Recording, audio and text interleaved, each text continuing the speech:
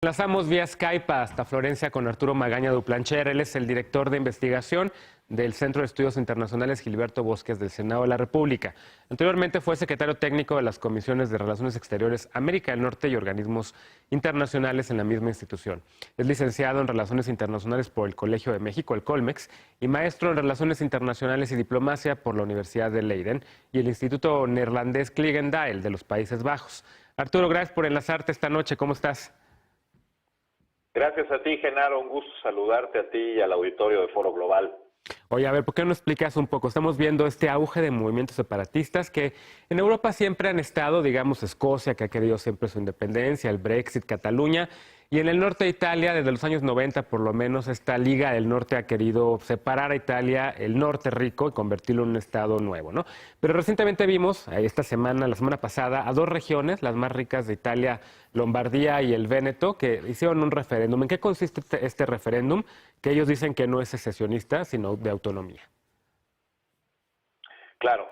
Bueno, en principio no son referéndums secesionistas. Efectivamente se enmarcan en un proceso constitucional establecido en el artículo 116 de la Constitución italiana para expandir facultades que normalmente le corresponderían de manera concurrente o exclusiva al gobierno central en favor de las regiones. Como tú sabes, Italia no es una república federal, es una república unitaria. Y por tanto, las facultades con que cuentan los gobiernos locales, es decir, las regiones, los consejos regionales y las presidencias regionales, pues son más bien delegadas por la autoridad central. La intención de estos dos referéndum tenía muy claro la visión de que no podía plantear referéndums de independencia por ser considerados ilegales. La Corte Suprema lo decidió así hace algunos años, y por tanto tenía que hacer una pregunta sobre nuevas competencias para las autoridades locales y nuevas oportunidades más bien de hacerse cargo de la fiscalización de nuevas políticas. Claro, en ese sentido, entonces a ver, de entrada no son referéndums vinculantes, ¿verdad? No tienen ninguna implicación legal, simplemente hay quien está criticando por el excesivo costo, creo que 60 millones de euros costó hacer estos dos referéndum y que además no tienen ninguna implicación legal, ¿no? Sí, no, en principio no la tienen y ni siquiera eran necesarios, porque cuando las regiones quieren negociar con la autoridad central mayores facultades, lo pueden hacer sin necesidad de consultar a la población. Para eso son autoridades electas democráticamente, y así lo está haciendo otra de las regiones más ricas de Italia, Emilia-Romagna, está negociando sin un referéndum de por medio. Pero no nos podemos olvidar que estas dos regiones, que efectivamente son de las más ricas, contribuyen con algo así como el 34% del PIB de Italia, están gobernadas por dos políticos prominentes de la Lega Nord, que habían sido ministros durante el cuarto gobierno de Silvio Berlusconi. Y estos dos políticos lo que están tratando de hacer era generar mayor respaldo popular a una negociación que de todos modos iban a tener con la autoridad central y tratar de atraerse votos y una perspectiva mejor de cara a las elecciones que vendrán en mayo de 2018, el año que viene, que son elecciones fundamentales y donde están muy mal.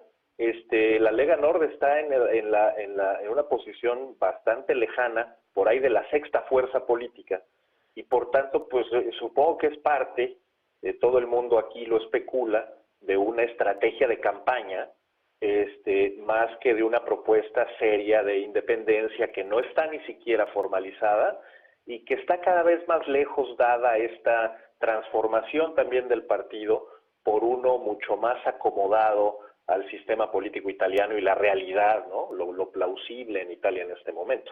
Claro. Entonces, hablas, digamos, de esta preocupación que hay además también de cara a estas elecciones que vienen y de cómo está hoy la Liga Norte. Pero hay también otro movimiento que está precisamente en el centro de Italia, el movimiento Cinco Estrellas, en donde Roma ya gobierna la ciudad tal vez más importante de Italia, que también de ciertos sentidos le hace guiños a la Liga del Norte en su ideología y en sus plataformas, ¿no? Sí, totalmente, y sin embargo en esta disputa están más bien enfrentados. Hay varios temas que creo que es importante plantear. Uno de ellos es la agenda anticorrupción.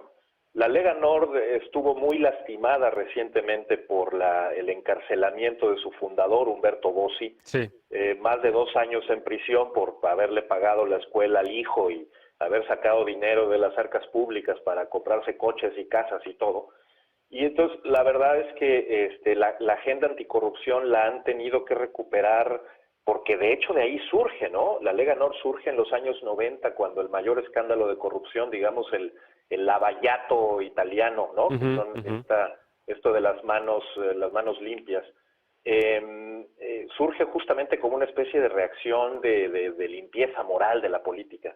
Y lo que vienen diciendo es que a lo mejor no se trata de dejar de enviar ayuda al sur, que al final de cuentas esa es un poco la oferta de campaña de la Lega Nord, sino dejar de hacerlo vía Roma, porque recordando a Umberto Bossi, estamos hablando de la Roma ladrona, ¿no? Sí. Que eso es esencialmente corrupta y que incluso nos separa a los italianos del norte y del sur arbitrariamente, porque les llega incluso a ellos mucho menos dinero del que les mandamos. Por lo tanto, ahí creo que hay un enfrentamiento importante, dado que las 5 estrellas están detrás de un gobierno en Roma que está tratando en principio de tomar esa agenda anticorrupción, pero no necesariamente con mucho éxito, ¿no? Claro. También es cierto que el 5 Stelle estaba mucho más en la contienda de las próximas elecciones que la Lega Nord, entonces quizás es también una especie de esfuerzo de la Lega Nord por quitarle ese lugar al movimiento de las 5 estrellas dentro del, dentro del universo euroescéptico y más antieuropeísta, ¿no? Claro. Oye, conectando un poco con la situación en España y en Cataluña, los líderes tanto de Lombardía como del Véneto dijeron a los medios de comunicación que esto no tiene nada que ver con Cataluña, ¿no? Que no es un movimiento que busca la separación y convertir a estas 2 provincias en países nuevos en Europa o algo así. Están tratando más bien de ser muy cautelosos en ese sentido, pero sí hay un sentimiento en la parte norte de Italia de muchos años, como hemos platicado aquí, de secesionismo. ¿No están preocupados en Roma de que se puedan despertar estos monstruos, digamos, nacionalistas que quieran tener independencia y autonomía como consecuencia de estos referéndum en el norte ahorita? Sí, tienes toda la razón. En principio, la determinación actual de las autoridades en Lombardía y el Véneto es decir, bueno, por ahora no. Por ahora estamos realmente buscando autonomía. Sí. Pero por ahora es muy relativo, dado el posicionamiento mismo de qué facultades quieren aumentar. Un asunto absolutamente central es que ambos han dicho que necesitan recuperar mayores facultades en materia de inmigración, lo cual hace sentido con su planteamiento político y programático para las elecciones que vienen y que ha tenido siempre desde los 90, pero que no tiene sentido bajo la Constitución italiana. Esa facultad es del Estado central y apenas tiene algunas actividades concurrentes con las regiones. Por lo tanto, eso podría dar un espacio para un encontronazo fuerte con la autoridad central que en algún momento terminara con una especie de situación pro Cataluña. Claro. Pero por ahora su preocupación me parece que es más mundana y son las elecciones en donde, insisto, su presencia en el sistema político italiano se estaba difuminando cada vez más y a lo mejor esta es una manera en que han encontrado para recuperarlo. Estamos hablando del exministro del Interior, claro. El actual presidente regional en el Véneto y el exministro de Agricultura, el actual presidente de la región de Lombardía, de Berlusconi. Entonces, claramente están en un carril mucho más de astucia y estrategia política partidista que en un asunto a la catalana. Vi por ahí varias fotos de Berlusconi precisamente tomándose la foto con estos 2 líderes por allá, un resurgimiento de esta polémica figura en Italia.